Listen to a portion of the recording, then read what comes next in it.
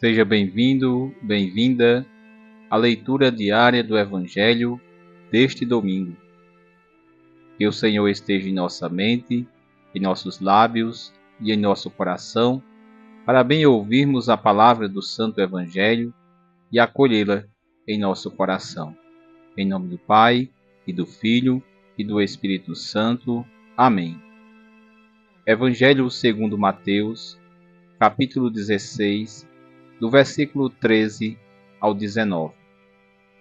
Naquele tempo, Jesus foi à região de Cesareia de Filipe e ali perguntou aos seus discípulos: Quem dizem os homens ser o Filho do Homem? Eles responderam: Alguns dizem que é João Batista, outros que é Elias, outros ainda que é Jeremias ou algum dos profetas. Então Jesus perguntou: E vós, quem dizeis que eu sou? Simão Pedro respondeu: Tu és o Messias, o Filho do Deus vivo. Respondendo Jesus, lhe disse: Feliz és tu, Simão, filho de Jonas, porque não foi um ser humano que te revelou isso, mas o meu Pai que está no céu. Por isso eu te digo que tu és Pedro, e sobre esta pedra construirei a minha igreja. E o poder do inferno nunca poderá vencê-la. Eu te darei as chaves do reino dos céus. Tudo o que tu ligares na terra será ligado nos céus. Tudo o que tu desligares na terra será desligado nos céus. Palavra da salvação. Glória a vós, Senhor. Celebramos hoje a memória das grandes testemunhas de Jesus Cristo e uma solene confissão em favor da Igreja una, santa, católica e apostólica. É, antes de tudo, uma festa da catolicidade. É sinal do Pentecostes, a nova comunidade que fala em todas as línguas e une todos os povos num único povo, uma família de Deus, e este sinal tornou-se realidade. Eles são chamados colunas da Igreja nascente, testemunhas insígnes da fé.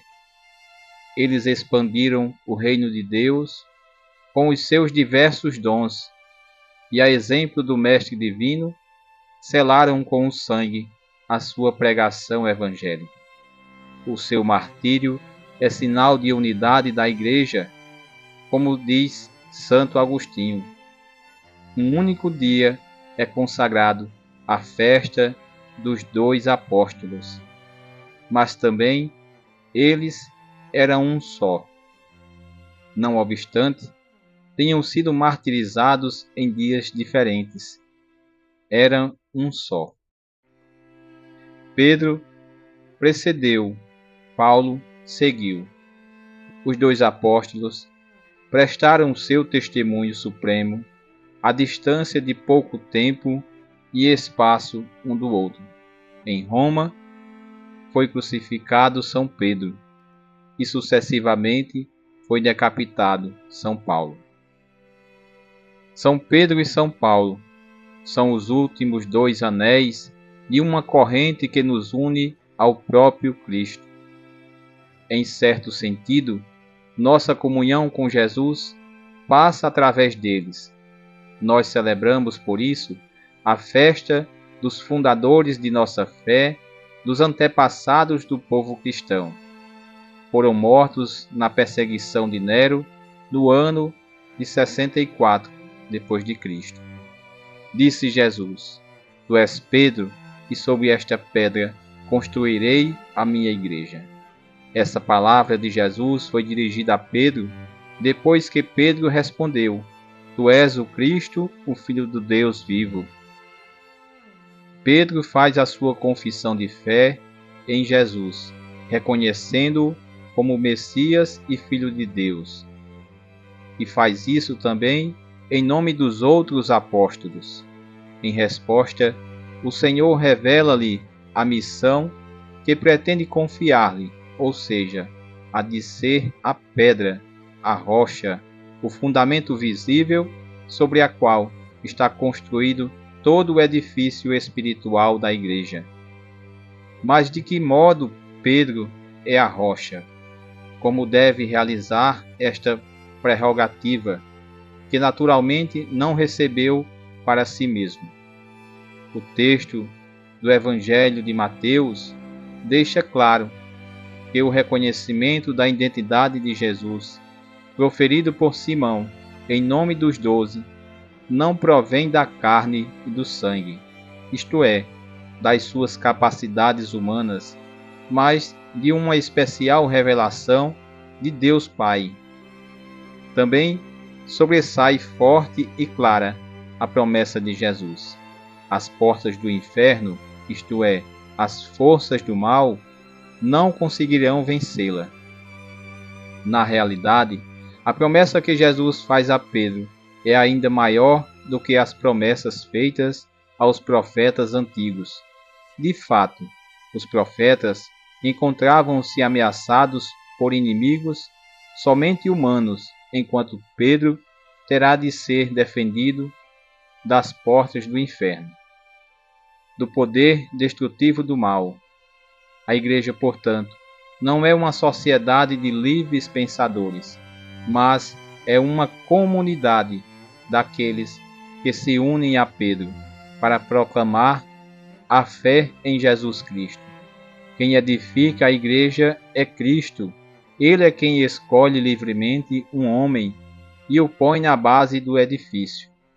Pedro é apenas um instrumento, a primeira pedra do edifício, enquanto Cristo é aquele que põe a primeira pedra. Também São Paulo é hoje apresentado na cadeia, na sua última prisão, que terminará com seu martírio. O apóstolo está consciente da sua situação, porém, as suas palavras não revelam amargura, mas a serena satisfação de ter gasto a sua vida pelo Evangelho. Aproxima-se o momento de minha partida. Combati o bom combate. Completei a corrida, guardei a fé. Agora está reservada para mim a coroa da justiça. Repassando os escritos dos apóstolos dos gentios, descobrimos que a imagem da espada se refere a toda a sua missão de evangelizador. Por isso, o Senhor lhe deu a coroa da glória e colocou, juntamente com Pedro, como coluna no edifício espiritual da Igreja. O Senhor chama todos os cristãos à santidade, e é uma vocação exigente, muitas vezes heróica, pois ele não quer seguidores tíbios, discípulos de segunda classe. Se quiser ser discípulo do Mestre, deve imprimir um sentido apostólico à sua vida, um sentido que o levará a não deixar passar nenhuma oportunidade de aproximar os outros de Cristo, que é aproximá-los da fonte da alegria, da paz e da plenitude. Que a Santa Mãe de Deus nos oriente e nos acompanhe, sempre com a sua intercessão, a sua fé indefectível, que sustentou a fé de Pedro e dos outros apóstolos. Continue a apoiar também a fé das gerações cristãs, a nossa própria fé. Rainha dos Apóstolos e Mãe da Igreja, rogai por nós. Glória ao Pai, ao Filho e ao Espírito Santo, como era no princípio, agora e sempre. Amém. Salve, Rainha, Mãe de misericórdia, vida, doçura e esperança nossa, salve.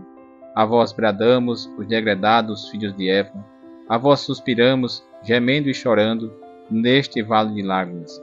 Eia, pois, advogada nossa, esses vossos olhos misericordiosos a nos volvei. E depois desse desterro, mostrai-nos Jesus, bendito fruto do vosso ventre. Ó clemente, ó piedosa, ó doce sempre Virgem Maria, rogai por nós, Santa Mãe de Deus, para que sejamos dignos das promessas de Cristo. Amém. Louvado seja nosso Senhor Jesus Cristo, para sempre seja louvado. Que você tenha um domingo abençoado. Que Deus te abençoe, abençoe a tua família, em nome do Pai, e do Filho, e do Espírito Santo. Amém.